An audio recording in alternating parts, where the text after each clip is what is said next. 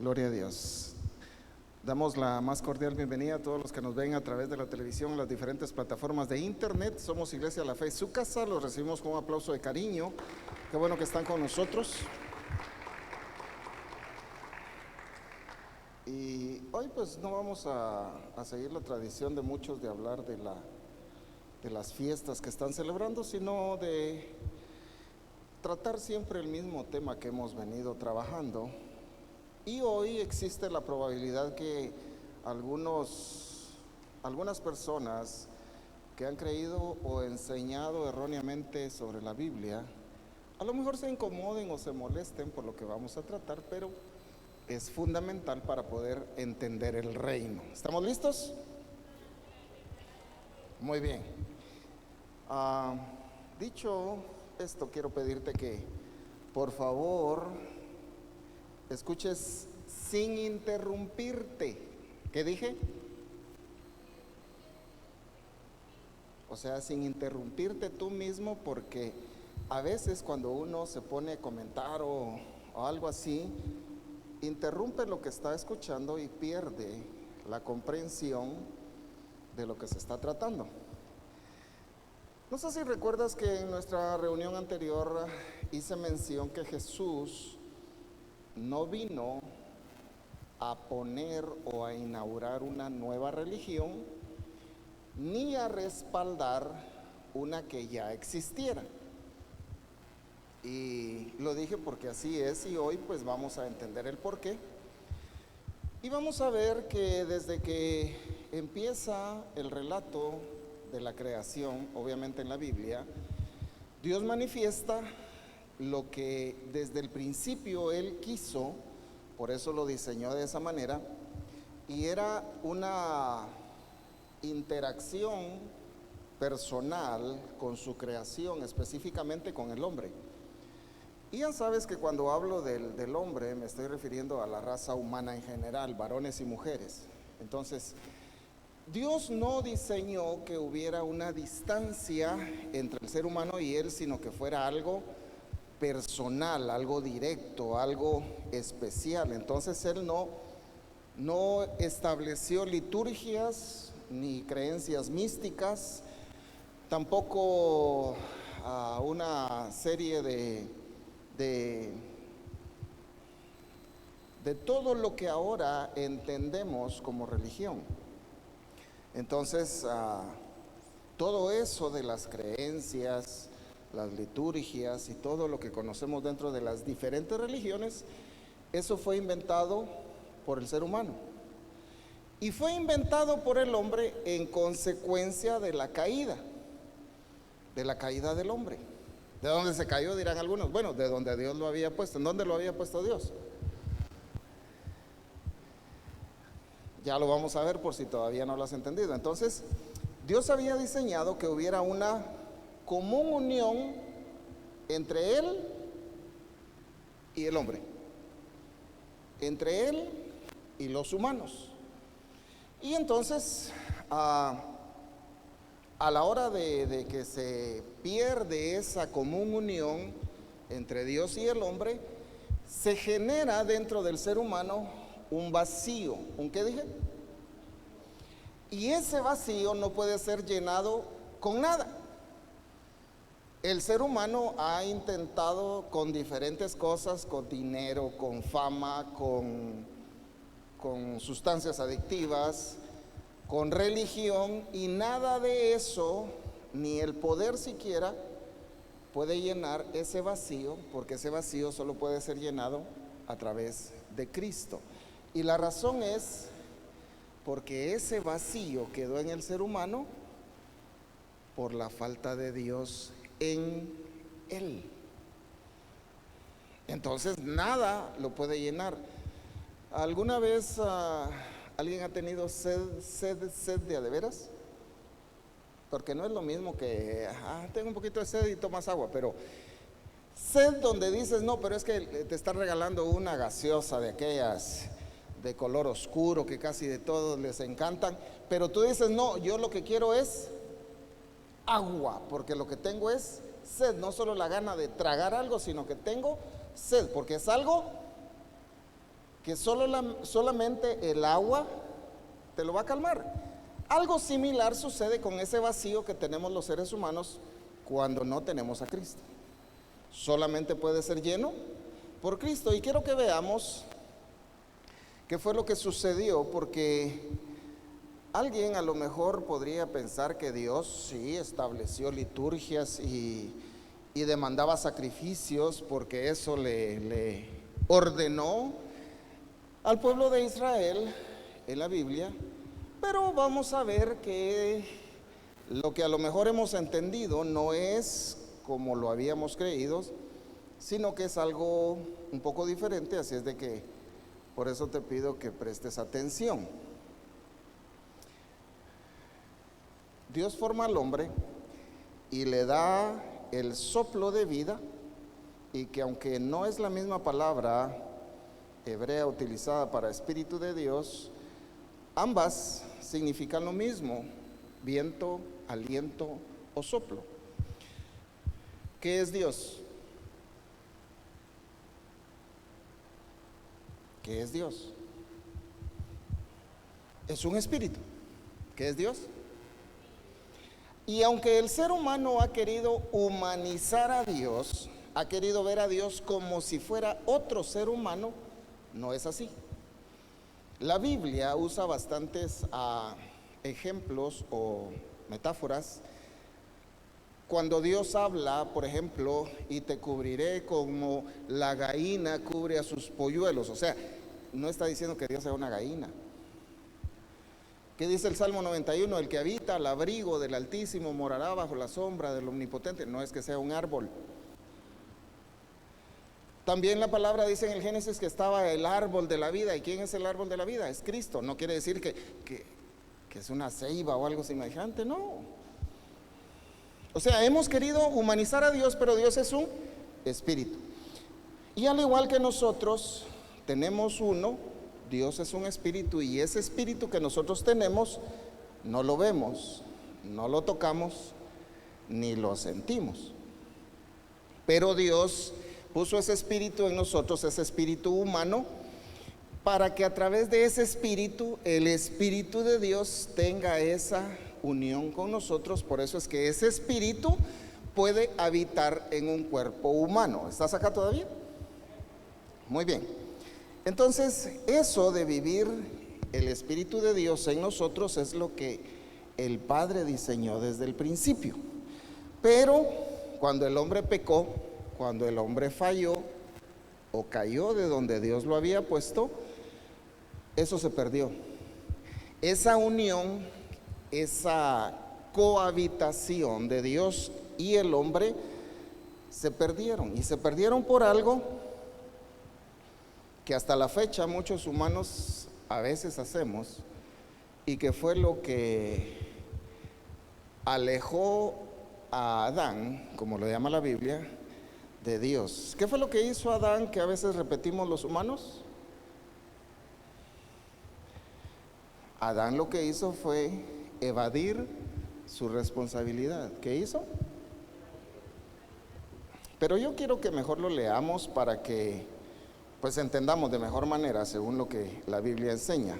Acompáñame al libro del Génesis capítulo 3, del verso 9 en adelante. Dice la palabra: Mas Yahvé Dios llamó al hombre y le dijo: ¿Dónde estás tú?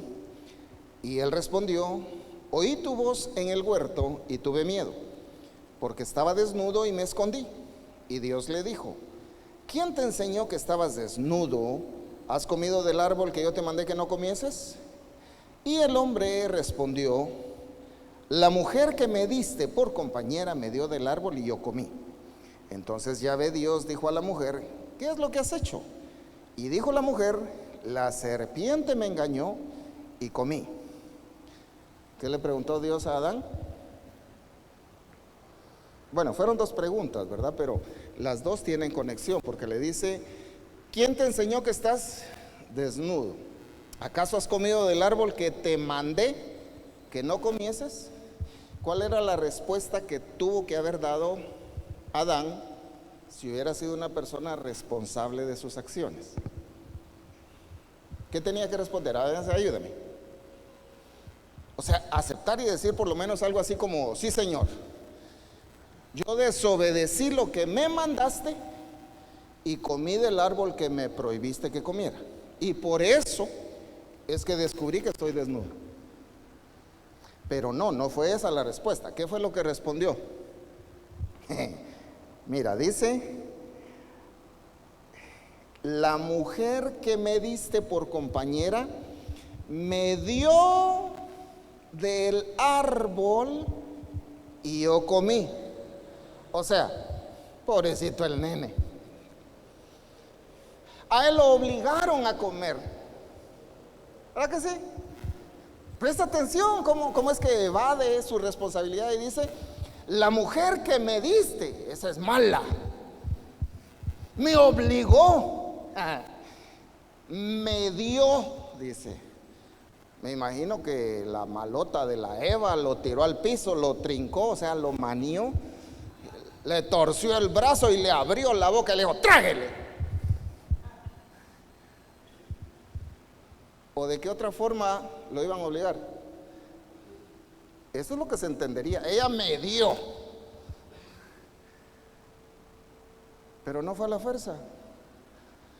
Y entonces, también la nena, de ver al nene lo que había hecho, ¿qué dice?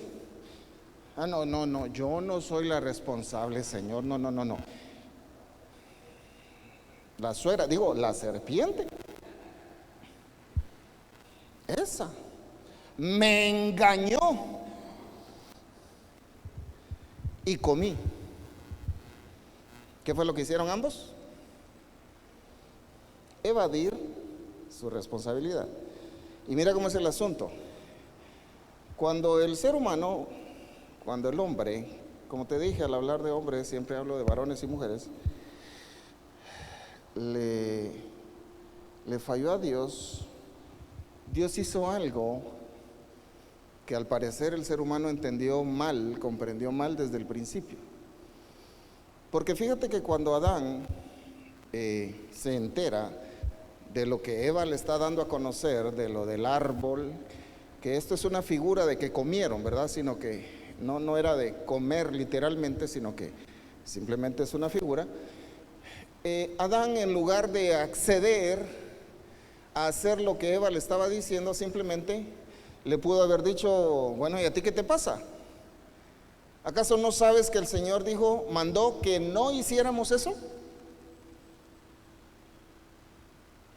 Y entonces, ¿en quién hubiera quedado toda la responsabilidad de la desobediencia? En ella, y él se hubiera abstenido, pero no, él también quería probar. Y entonces, luego que evaden, Dios, por esa evasión que hace el hombre, tiene que hacer el primer sacrificio. ¿Y por qué digo que hizo el primer sacrificio? Porque aunque la Biblia no lo dice, la Biblia solo dice que Dios lo que hizo fue hacerle vestido al hombre de pieles. Ahora, ¿de dónde sacamos una piel? Tiene que ser de un animal, no hay pieles vegetales, ¿verdad? Entonces es deducible, o sea, de entender que cuando dice que hizo vestidos de pieles, le tuvo que quitar la piel al animal y para eso lo tuvo que sacrificar.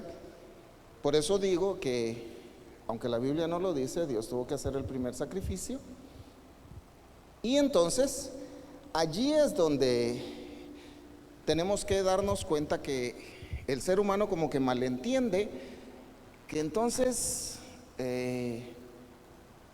tiene que haber alguien o algo que pueda cargar con su culpa o con su pecado.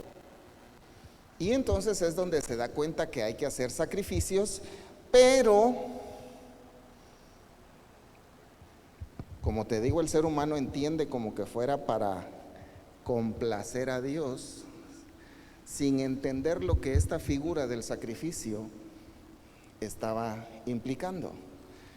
Y es que cuando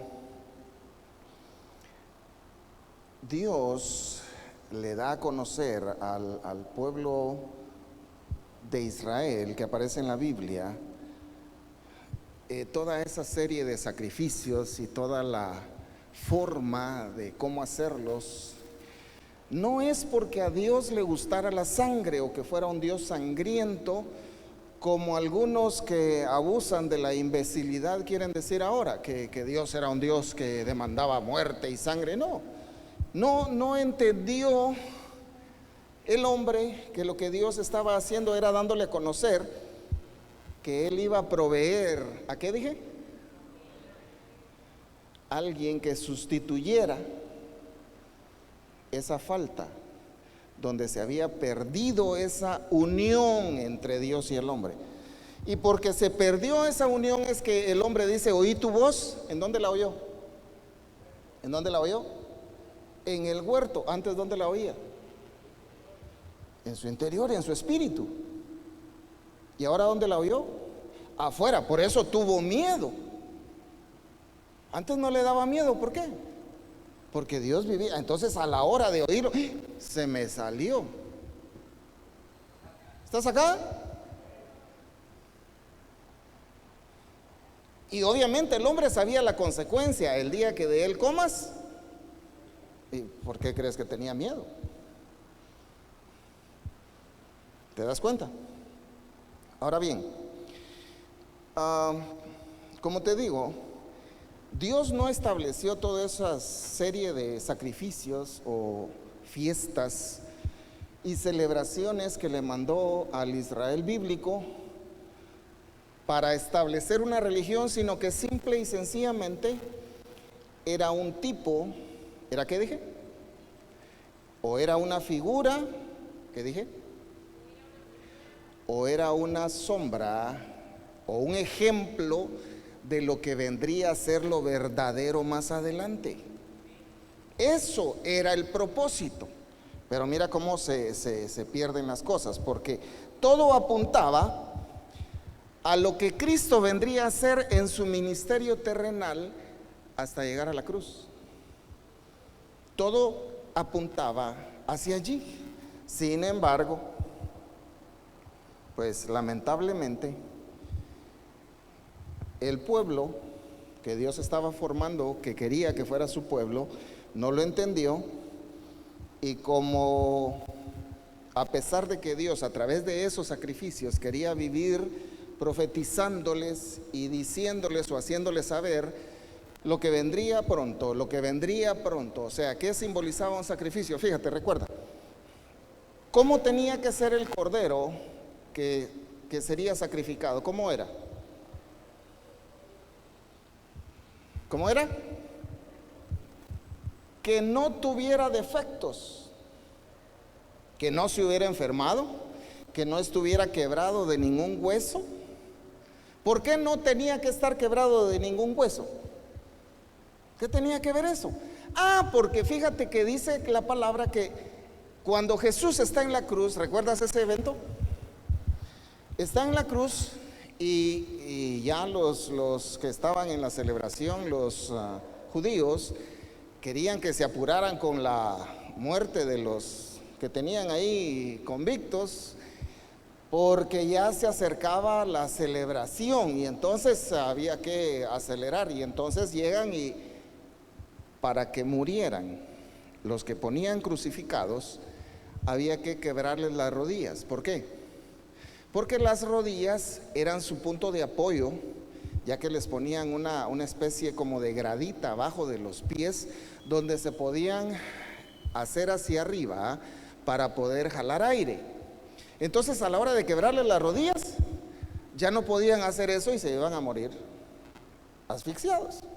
Entonces, cuando quieren llegar a Jesús a quebrarle las rodillas, se dan cuenta que ya está muerto.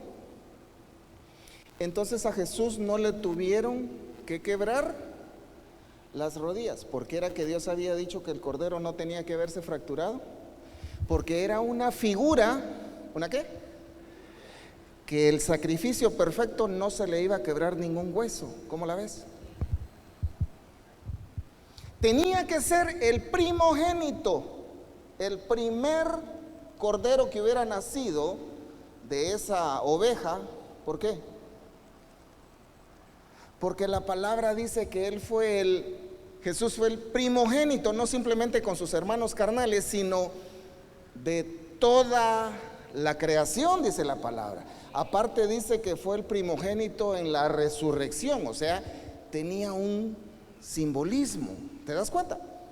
¿Cómo era que apuntaba todo eso de los sacrificios hasta donde iba a llegar a Jesús? Hasta las celebraciones. No era simplemente porque había que celebrar la luna llena o la luna nueva, no. Algunos han escuchado aquella celebración que algunos cristianos en algunas congregaciones todavía hacen, que le llaman Pentecostés. ¿Sabes qué simbolizaba eso? El Pentecostés era la fiesta de los 50 días. Pero había una fiesta superior que también incluía 50, que era la fiesta de liberación de esclavos y de recuperación de bienes. ¿Era la fiesta de qué dije? Recuperación de esclavos, liberación de esclavos y recuperación. ¿Y eso cuándo se celebraba? Eso se resultaba celebrando porque cuando, por ejemplo, si tú eras de ese pueblo y tenías una deuda, cuando llegaba a esa fiesta de los 50 años, entonces tú llegabas con el que le habías empeñado tus escrituras y ese te tenía que devolver tus escrituras y perdonarte tu deuda. Qué buena onda, ¿verdad? Aunque todavía no la hubieras pagado, te la tenía que. Muchos ya dijeron, está feo, pastor, porque dice, mira el que me debía. Pero ¿qué quería decir eso? Eso estaba apuntando lo que Jesús dice cuando empieza su ministerio y dice, vine a darle libertad a los cautivos. ¿Qué era lo que simbolizaba? La libertad que Dios le iba a dar al ser humano, la libertad de estar bajo el yugo de las tinieblas, la libertad de estar bajo la ley del pecado. ¿No te gozas por eso? Todo lo que Dios le enseñó a Israel, a ese Israel bíblico, tenía un propósito. Pero mira cómo está la cosa. Dios incluso había constituido un pueblo especial, no porque fueran superiores, porque recuerda que los había sacado de la esclavitud. Pero como Dios no les puso una religión, ¿qué crees que los señores querían? Porque lamentablemente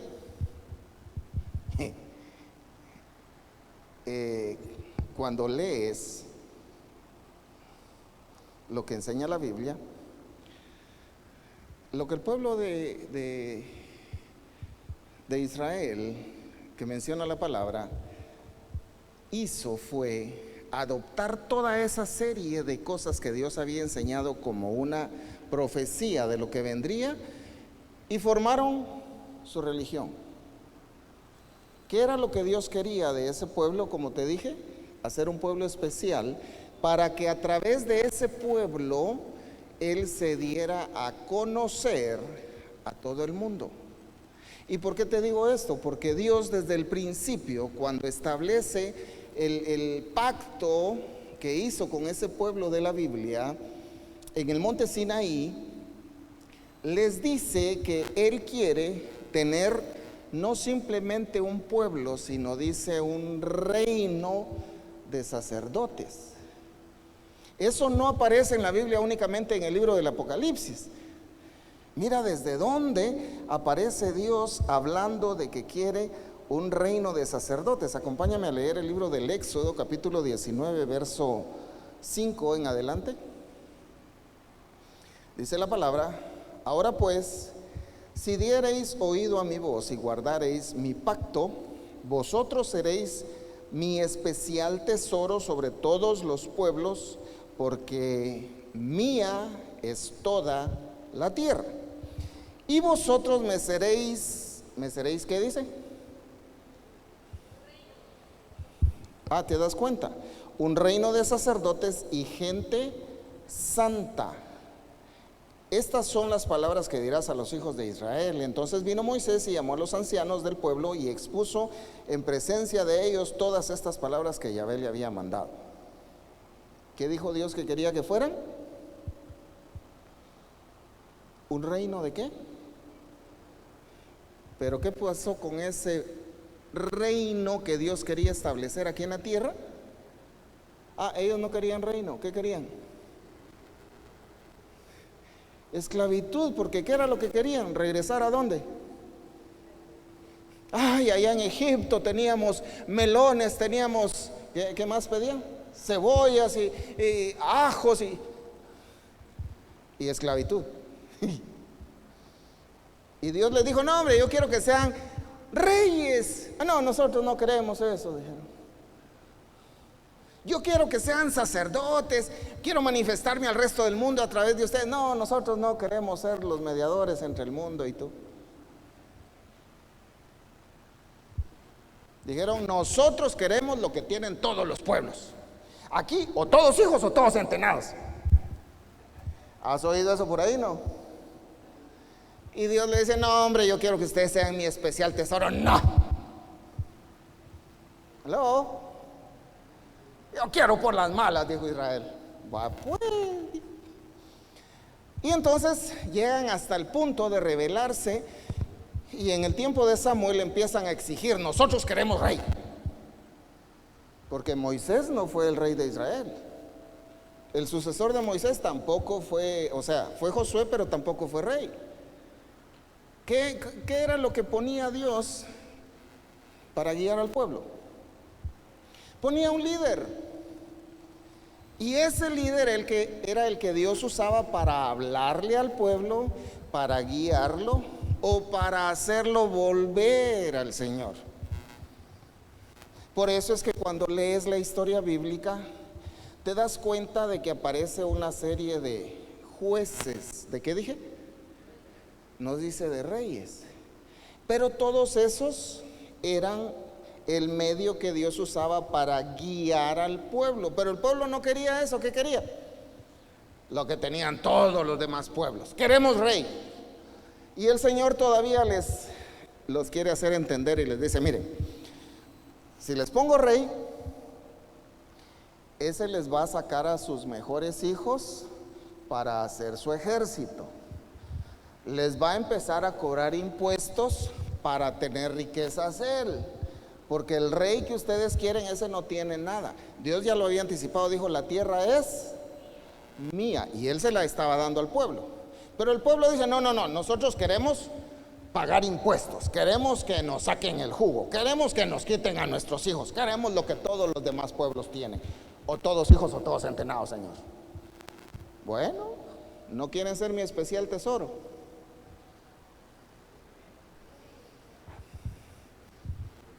Y ellos dijeron, no queremos rey. Y así como no quisieron lo que Dios les estaba dando, tampoco entendieron la profecía continua que les estaba dando a través de los sacrificios. Ellos querían su religión. Y por eso es que todo lo que Dios había mandado, todo lo que Dios había establecido como ley para el hombre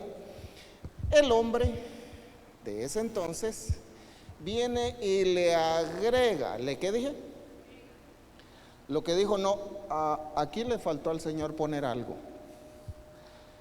Y a cada ley que Dios había ordenado, el hombre le hizo una ley aparte. ¿Cómo la ves? Porque ellos querían tener lo que todos los demás pueblos tenían. Yo creo que como que les faltaba identidad. Así como alguno que otro guatemalteco que conozco yo por ahí que andan copiando lo que no es de su pueblo ni de su cultura, pero ahí lo quieren andar imitando. No sé si has visto tú alguno por ahí. Gloria a Dios por ese silencio. Dios no les había puesto religión, pero ellos Ellos sí querían su religión. Entonces, cuando llega Jesús, aparecen los fariseos y los escribas y le empiezan a hacer cuestionamientos. ¿Por qué tus discípulos no obedecen la ley? No dicen de Dios, sino dice de nuestros ancianos. ¿Qué ley era la que seguían ahora? La ley humana. ¿La que dije? ¿Qué es lo que forman las religiones hasta la actualidad? Leyes humanas. ¿O en qué partes que Dios te restringe de lo que una religión te restringe? ¿Aló? Y aquí es donde te digo que se molestan los que han enseñado mal la Biblia, porque ellos quieren defender su religión. Sigue prestando atención. Entonces, los escribas le cuestionan a Jesús que por qué sus discípulos no cumplen la ley de los humanos. Pero Jesús viene a contestar algo que de plano no se esperaban, y dice que Jesús no vino a abrogar la ley. ¿De qué ley estaba hablando Jesús? Jesús estaba hablando de la ley divina, no de la ley humana. De la ley que dio para los hombres, no de las leyes que los hombres se inventaron, dice que para, según ellos, acercarse a Dios. Porque cuando ves en todas las culturas antiguas, todas tenían una religión, todas tenían sacrificios. ¿Para qué? Le hacían sacrificios al dios de la lluvia. ¿Para qué? Para que les diera el favor de mandar la lluvia. Tenían sacrificios para la diosa de la fertilidad. ¿Para qué? Para que les diera el favor de tener hijos. Esa era su creencia. Le hacían sacrificios al sol. ¿Para qué? Para que volviera a salir. Imagínate. ¿Cómo la ves? Y pensaba el hombre que haciendo sacrificios era como se agradaba a Dios, como se conseguía el favor de Dios. ¿No te parece familiar eso? Pero Dios no fue el que estableció toda esa serie de cosas. Ya estamos viéndolo. Ahora bien, con esa base, quiero que entendamos lo que debemos comprender hoy. Piensa bien lo que te voy a preguntar. ¿Estás poniendo atención? Levante la mano a los que están durmiendo. Bueno, presta atención pues. ¿Qué religión tenían los discípulos de Jesús? ¿Qué religión tenían? Pregunto, ¿eran evangélicos? ¿Eran cristianos? ¿Eran evangélicos? ¿Cristianos? No, la religión que tenían era la religión nacional, porque era una religión nacional, que ahora le llamamos judaísmo. ¿Qué religión tenían entonces? Esa era la religión nacional por tradición, porque sabían, como algunos hasta la fecha, que a la hora de nacer el patojito, el cipotillo, el escuincle, a los 8 días había que llevarlo a que le quitaran una pieza de su cuerpo, porque era parte de la religión nacional. Así como hasta la fecha algunos dicen, no, es que a los 40 días hay que llevar a bautizar al patojito, porque es parte de la tradición o de la religión nacional o cultural.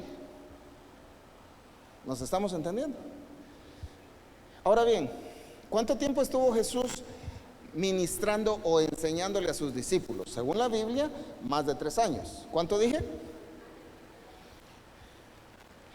Pero a pesar de que el maestro, mira, a pesar de que los discípulos recibieron directamente la enseñanza del reino, de la boca del Maestro, del Dios hecho carne, del que había diseñado todo, no le atinaron.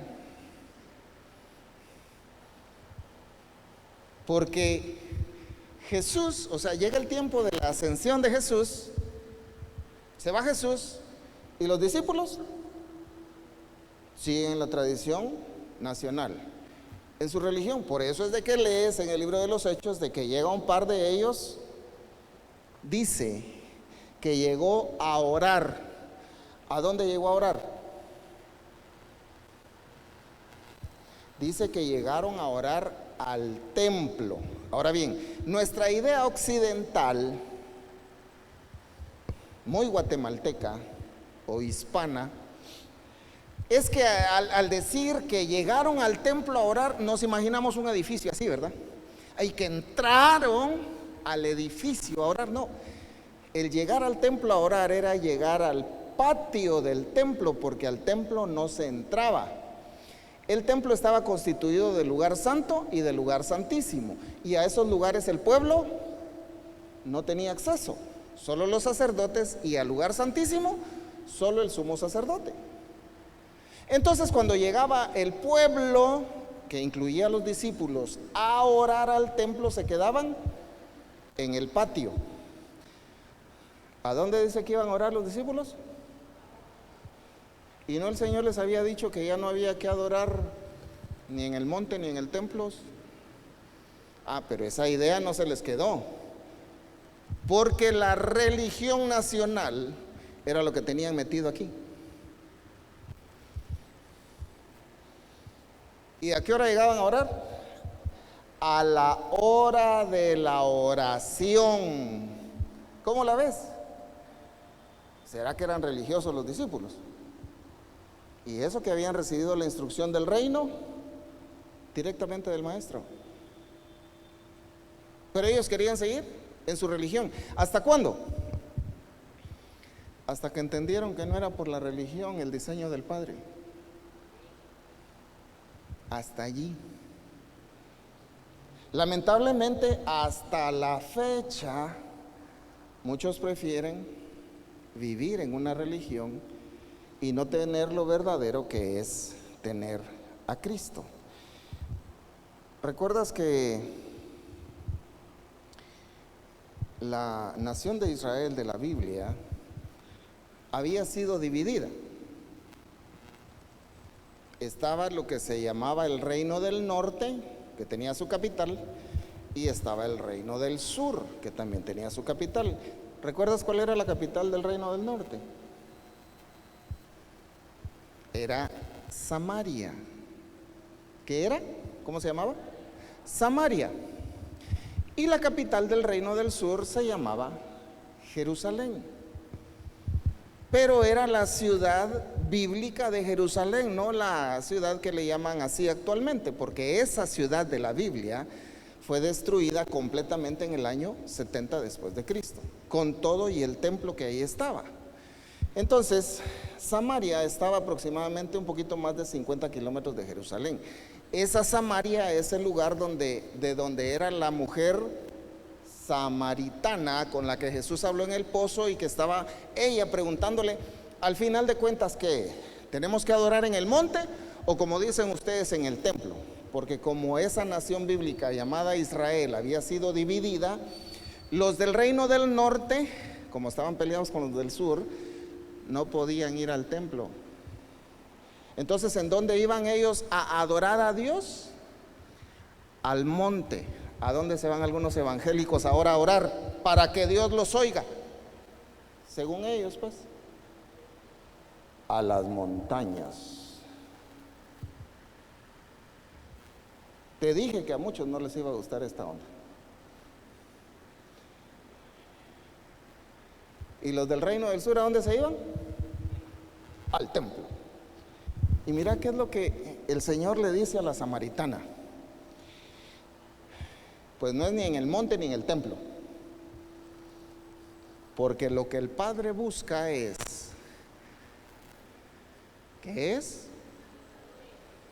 Ahí no busca músicos, ¿verdad? No busca cantantes, no busca oradores ni predicadores. ¿Qué es lo que busca? Adoradores que le adoren. No dice en el monte, no dice en el templo, dice en espíritu y... ¿Te das cuenta la diferencia? Y mira cómo son las cosas. El Señor, al ver que el pueblo quería vivir aferrado a su religión, incluyendo a los discípulos, dice: no, pues de plano tenemos que destruir todo lo que tiene que ver con esa religión que estos inventaron. Y dice que del templo que quedó, nada. Hasta la fecha, hay algunos que le han llamado el Muro de los Lamentos a una sección de una pared o de un muro que existe en esa ciudad en la actualidad, a la que volvieron a llamar Jerusalén. Pero ese muro no era del templo, era el muro perimetral, el cerco, pues la valla que rodeaba el templo, y quedó una parte nada más, porque todo lo demás, dice la palabra, que fue completamente deshecho. ¿Para qué? Para que tal vez de esa manera la gente entendiera que no era a través de religión, ni de ritos, ni de sacrificios, ni de liturgias o creencias humanas, sino que era una relación directa del hombre con Dios y de Dios con el hombre, porque el Dios eterno quería vivir en el ser humano. Eso fue lo que vino a recuperar Cristo, lo que se había perdido. ¿Todavía estás acá? Y fíjate cómo es el asunto. Lamentablemente hasta la fecha, algunas personas lo que les gusta no buscan ni siquiera tener esa interacción que Dios diseñó, sino lo que defienden y pelean es una religión. Lamentablemente. Tú puedes prestar atención, de repente has visto alguna persona que haga esto, pero los que se dicen cristianos o evangélicos, así de manera muy creyentes, según se dicen o se hacen llamar, cuando interactúan con otra persona y ya le tienen cierta confianza en la plática y lo quieren evangelizar, ¿qué le preguntan? Es una pregunta clásica. Le dice: ¿y usted es evangélico? ¿Usted ya recibió el evangelio? O sea, ¿por qué no le pregunta: ¿y Cristo vive en tu corazón? ¿Tú eres parte de Cristo? No, ¿qué es lo que se pregunta? ¿Usted ya está en esta religión?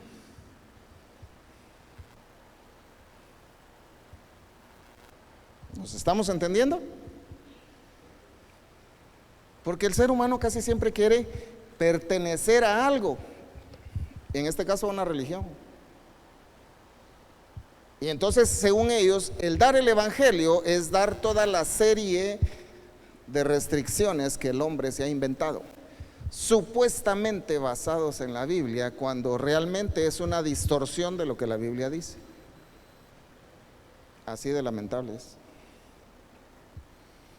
¿Pero por qué es eso? Porque al hombre, al ser humano, lo que le gusta es la religión, porque sigue creyendo hasta la fecha que esa es la manera de agradar a Dios, de obtener el favor de Dios. Por eso es que los religiosos enseñan que te tienes que sacrificar tú para obtener el favor de Dios, dejando a un lado lo que la Biblia dice, que el Dios mismo se vino a sacrificar Él, tomando tu lugar y el mío, para darnos Él, sin merecerlo nosotros, toda su gracia, todo su amor y todo su favor. ¿No te gozas por eso? Cambian las cosas, ¿verdad? Así es de que cuando vayas a evangelizar, da a conocer. ¿Qué quiere decir evangelio? Quiere decir buenas noticias. Pero en realidad, ¿qué es lo que hacemos? Digo, hacemos en general, aunque de repente nosotros no lo hagamos, pero fíjate pues, si convencemos a la persona que haga la oración del pecador, que levante la mano, que pase al frente, todo lo que tradicionalmente hemos hecho, luego le enseñamos, bueno, usted ahora es una nueva criatura. ¿Qué le decimos? Bueno, eso en parte es cierto. ¿Qué dije? ¿Por qué en parte? Porque el cambio a ser una nueva criatura no es algo instantáneo. Esa es una transformación que va a depender de cada individuo. Hay muchos evangélicos de 30, 40, 50 años de estar en la religión que siguen siendo la misma vieja criatura que cuando levantaron la mano para repetir la oración del pecador. No ha habido una transformación, porque lo que dicen es, no, es que yo ya no tomo, ya no me emborracho, yo ya no fumo, ya no mujereo, dice. Bueno, eso es en lo físico. ¿Y en tu cabecita? ¿Qué pasa cuando miras una muchachona de aquellas hermosas pasar? Ya no eres mujeriego, pero ¿y tus ojitos? ¿Y tu mente? Pero ya eres nueva criatura. Y como a tu pensamiento no podemos entrar, nos podés apantallar diciendo, oh santo, aleluya, varón de Dios. Y toda esa serie de casacas que le meten a uno con tal de verse santulones. Gloria a Dios por ese silencio. Perdón, no dije, cuidado con las espinillas. Y mira cómo es este asunto de la nueva criatura. Porque a veces lo decimos hasta de memoria, ¿verdad? ¿Cómo dice ese verso de Corintios? ¿Nos lo sabemos? Vamos a ver. Excelente, los felicito. Desen un aplauso a ustedes, porque ahora los miro muy serios ahí. Mira pues, cuando le decimos a una persona, mire, usted ya es una nueva criatura, le decimos, ahora usted no tiene que hacer esto, y va la lista de restricciones. ¿O no? La chica usaba shorts, licras, pantalones, chiquifaldas. No. Usted ahora es una nueva criatura, tiene que usar su falda hasta el ojo del pie.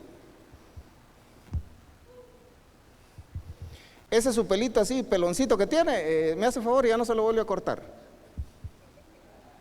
Usted que se lo anda pintando, eso es pecado, eso es del diablo.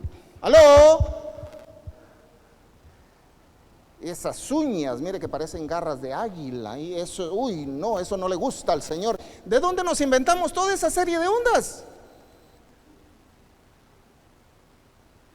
¿La Biblia las enseña? No, esa es parte de la religión humana. ¿Qué fue lo que Dios diseñó?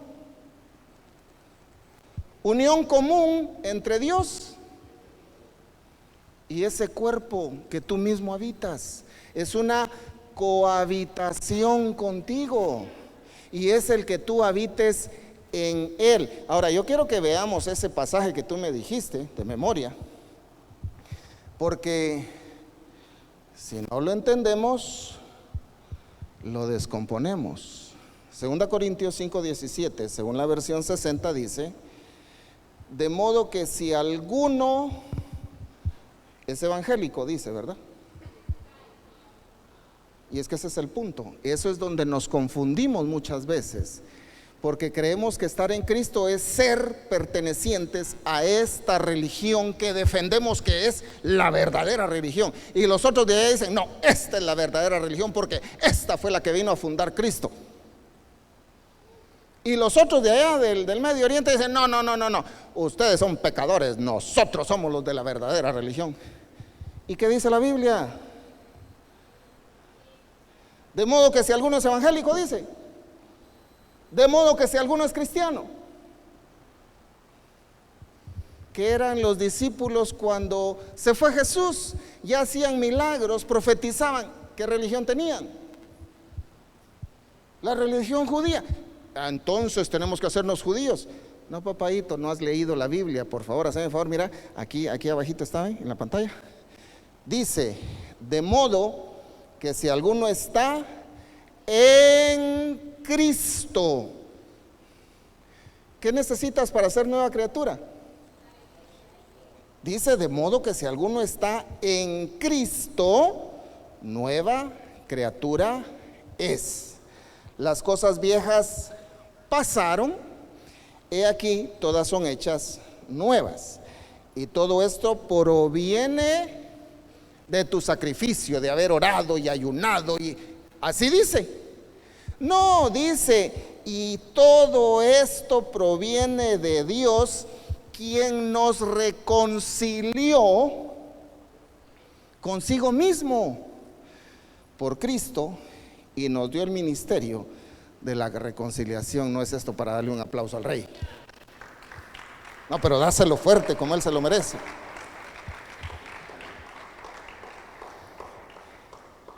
Ahora ves por qué te pregunté de que qué religión tenían los discípulos. ¿Importa tu religión? No, tu religión no importa. Y esto es lo que ya no les gusta a muchos que no han enseñado bien la Biblia, porque lo que quieren meter es una religión. Otros que ya mejoraron dicen, no, Dios no quiere religión, quiere relación. No, tampoco. ¿Qué es lo que Dios quiere? Dios quiere que vivas en Él y Él vivir en ti. Eso es cohabitar el hombre con Dios, Dios en el hombre. Entonces, cuando le permitimos a Dios que viva en nosotros, eso va a producir un cambio. Y el primer cambio no es en tu cuerpo. El primer cambio es en tu manera de pensar, porque dejas de pensar conforme piensa el sistema, dejas de pensar conforme te enseñó la religión y empiezas a pensar, como dice la palabra, teniendo la mente de Cristo. Es diferente. Jesús dijo claramente, yo soy el camino, yo soy la verdad y soy la vida. Y nadie viene al Padre si no es por mí. O sea, puedes ser de la religión que quieras, pero si no estás en Cristo, es por demás. No importa que te estés flagelando, no importa que estés ayunando, no importa que te vayas al cerro quemado, al 7 orejas a orar, no importa. Si no estás en Cristo, no se puede. No hay otra manera.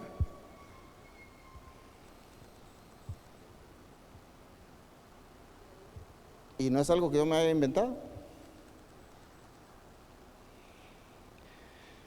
Para agradar a Dios y ser aceptados por Él,